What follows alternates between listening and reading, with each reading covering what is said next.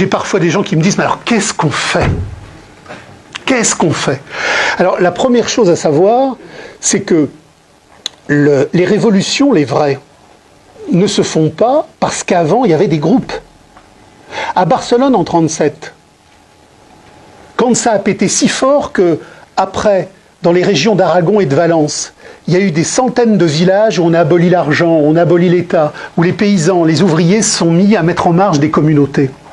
Ça n'a pas pété si fort parce qu'il y avait eu avant des groupes qui leur avaient dit, vous savez, nous on sait ce qu'il faut faire, on va s'organiser avant, et puis un jour, on aura tellement de monde que ça va basculer. C'est parce que précisément, ils ont été plus loin que les groupes.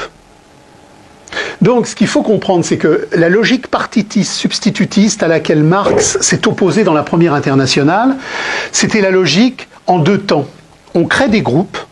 Ces groupes, quelque part, sont porteurs de la conscience la plus poussée à un moment donné.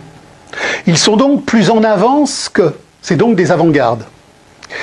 L'avant-garde, au fur et à mesure qu'elle a une pratique, elle recrute, elle recrute, elle recrute. Et puis un jour, l'avant-garde, elle est tellement pleine que ça bascule. Non, ça ne se passe pas comme ça. En 1968, à l'usine de Saint-Nazaire, l'usine de montage aérien, vous aviez Bernard et Robert qui en avaient marre. Mais la veille, Bernard et Robert, ils n'en avaient pas marre. Et parce qu'il y a deux mecs à l'usine de Saint-Nazaire qui en ont eu marre, il y en a eu 3, il y en a eu 4, et puis un jour il y a eu 10 millions de gens dans la rue, et toutes les avant-gardes, trotskistes de tous les types, maoïstes de tous les types, libertaires de tous les types, elles couraient derrière. Donc, il faut faire, mais la seule chose qu'il faille faire, c'est la diffusion radicale de la pensée critique qui nous vient de la Première Internationale et qui a épousé toutes les luttes paysannes d'avant et toutes les luttes prolétariennes d'après, c'est critique de l'économie politique. Tous les auteurs ont écrit des économies politiques nouvelles. Marx a écrit une critique de l'économie politique. Donc ça va péter. Ça va péter parce que la crise aujourd'hui est à son point supérieur. Pendant 20 ans, avec des débauches de crédit hallucinatoires et chimériques, on a fait comme si on avait résolu le problème de la saturation des marchés. Aujourd'hui, on a le retour en coup de boomerang de milliards de dollars factices qui, par le monde, sont en train de circuler. Et là, c'est important, c'est pas les banquiers qui font circuler, c'est la baisse du taux de profit. Il n'y a pas une crise parce que les banquiers spéculent.